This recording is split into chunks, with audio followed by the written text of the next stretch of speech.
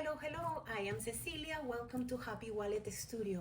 I actually have very good news today and I'm very excited. After many errors, tries, going back and forth with different websites, I have finally been able to launch my very first digital product. These are the sheets that I use every day to do my own budget. It consists of a total of 7 pages. You can print them as many times as you want as soon as you get the PDF.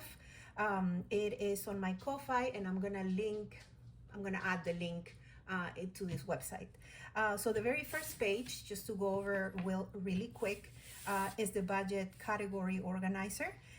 These are blank spaces. This is for you to note your different categories, color them as you want, and what each of them includes. So this is just a quick reminder, especially at the beginning, and make sure that you have everything with a category. After that one is a 2-page calendar spread. These 2 pages are meant to be used like this, side by side. You print them both and you have it in your binder, in a folder, whatever is more comfortable for you, like this. It goes from Sunday, this is Wednesday, and then the second page is Thursday through Saturday. You have a space here on the side and down underneath to write notes, special notes, reminders. I usually forget a lot of stuff, especially bills that don't come like monthly basis, like very frequent. I tend to forget them. So it is nice to have the space on the sides to just make those really quick notes. The month, it is completely blank, it's customizable, so you just write the dates and you're good to go.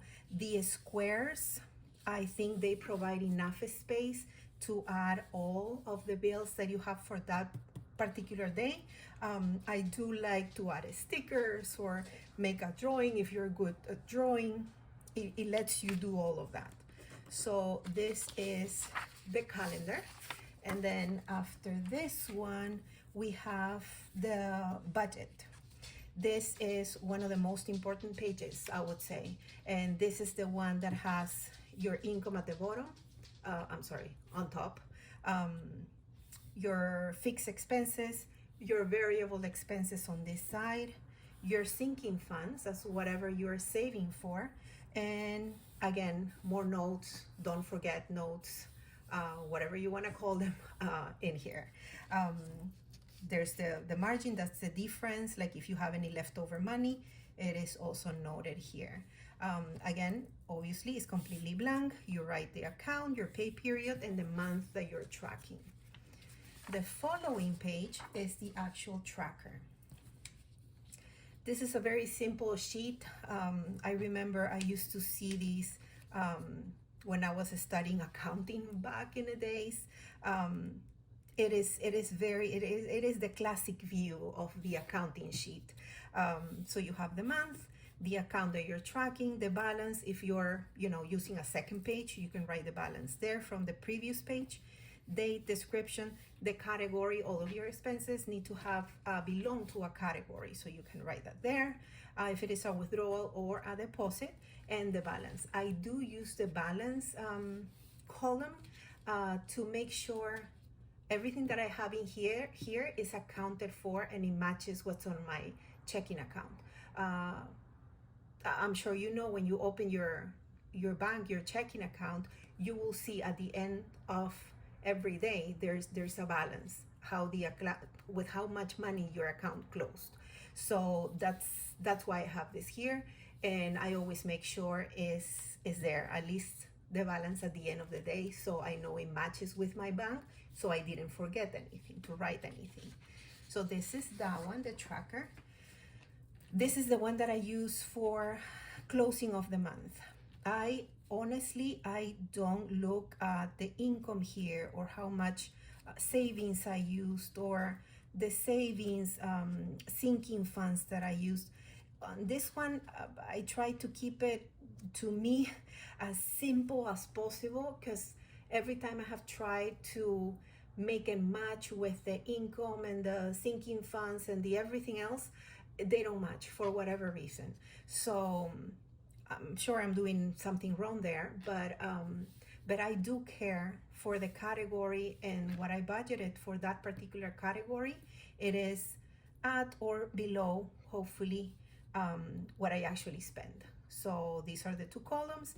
Write the difference if you want to, the month, what month are you closing, and then at the end is where you below, just write or over budget this month and why. It is not meant for you to write anything, but it gives you like a minute to stop and think what happened with each of your categories. Is there anything that you can do better for the next month, and so on. So this is that one, and then this is the very last one, and actually I think it looks very pretty. This one, it reminds me of me, to be honest. This is a part of me. The beautiful me, I know it is around. In my case, for some reason, I don't see it as beautifully me. I decided to do the beautiful me. I usually, and I think this happens to a lot of people lately, or in this era, that we have so many things to do and so many people to take care of that we forget about ourselves. So this is the savings challenge that will actually make me stop and think that obviously I matter too, and I also need things. I tend, me particularly, to put everyone else before me, my husband, my daughters, the family, and with this one, it's just $5 for each of the symbols. I have bows and little shopping bags, because I also need stuff, not only material stuff. I need to feel pampered. I need, like to have a facial one day, or things that I don't necessarily have, not only the money but the time to make them possible. So this is a cute little challenge to obviously save the money, and make the time, like stop and okay, make the time. You already have this, so it's okay for you to pamper yourself. So this is this one, and then the game of life. We are a very big, I would say, board gamers in my family. My daughters and I, we play cards, we play Life, Monopoly now that they're older. So we do like every once in a while to spend time as a family with playing board games.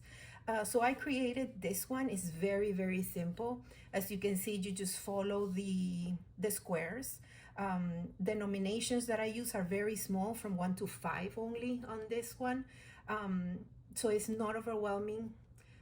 If you have some cash, you can definitely follow this one. At the end of the day, or at the end of the challenge, you save $60 for this one. You cut them. You can leave them as is if you prefer, but to me personally, I will cut them, and you can even tape them if you want to use them for later. They fit the A6 binder, is this one. So I do have like this. You have seen these envelopes. These are for A6, and these challenges fit just right. So see, like if you cut them here, they fit perfect inside the A6 envelope. These are all a PDF, so it's a digital download. It is on my Ko-fi. So I'm gonna make sure that I add the link to my Ko-fi account to this video, and I hope you enjoy using them. I actually think they come out really cute, and I am happy to use them and to show them as we move along to different months. I actually need to work on August soon, because I think today is the 21st of July and I need to start working in August. So So yes, I mean, if you have any question, feedback, please let me know. I'm always open. And thank you so much for being here, and I'll talk to you soon. Bye.